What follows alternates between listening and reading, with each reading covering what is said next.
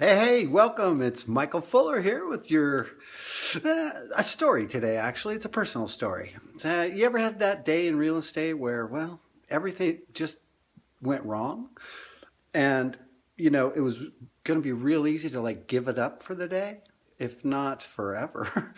So here, let me tell you about one of my days. So it started out just fine. It was an ad call.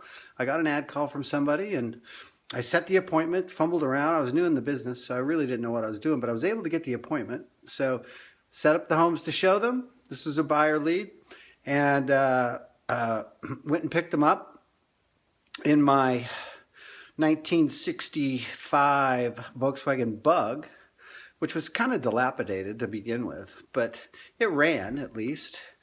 Barely. And so anyway, so I go pick them up, and these are rather large folks, okay? And I had to shoehorn into the back seat of the Volkswagen to begin with, which was no easy feat. And so anyway, I get them in the back. We go look at some houses. We get out to a place that's about 20 miles away from where we started, and a place called Oregon City.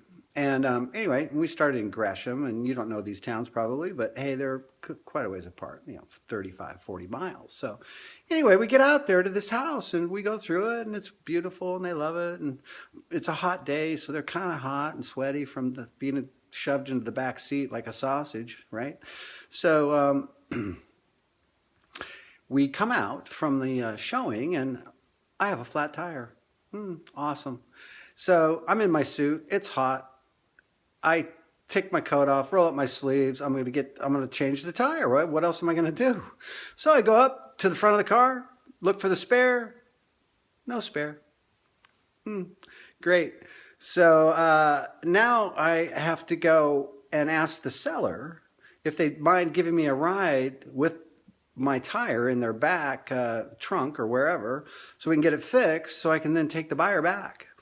And he's like, hey, okay, fine. And he takes me down to the gas station or whatever, and we get some sort of temporary fix for the tire, so it'll get us back to, Gresham. And I reach in to pay for it, and of course, no money. So I asked the seller sheepishly, can I borrow $20? I'll pay you back. He says, okay, sure. It's like with a surprised look and kind of, deer in the headlights, like, what kind of guy, who is this dude? Anyway, so I get that. We pay for it. We get back. I say, wait, hey, do you mind helping me put it back on? My jack's not so good. And he's like, oh, sure. And he helps me. And I'm all greasy and dirty and sweaty by now. And of course, the buyers are like completely flabbergasted in the back seat of the car, still roasting, basically. So we got that done. And then I go to the buyer. I say, hey, can I borrow $20 from you? Because I had to borrow 20 from the seller to get the tire fixed, and I don't have any money. And they said, sure.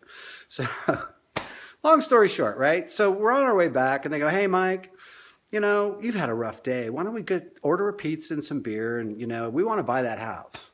I said, you do?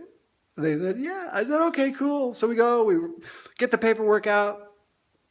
And so back in those days, it was a one-page agreement, 8.5 by 11, first agreement for me, live, that is. But I said, well, I'm looking puzzled. And I said, what do you think goes here on the form? And they look at it, and they go, the price. I'm like, oh, thanks.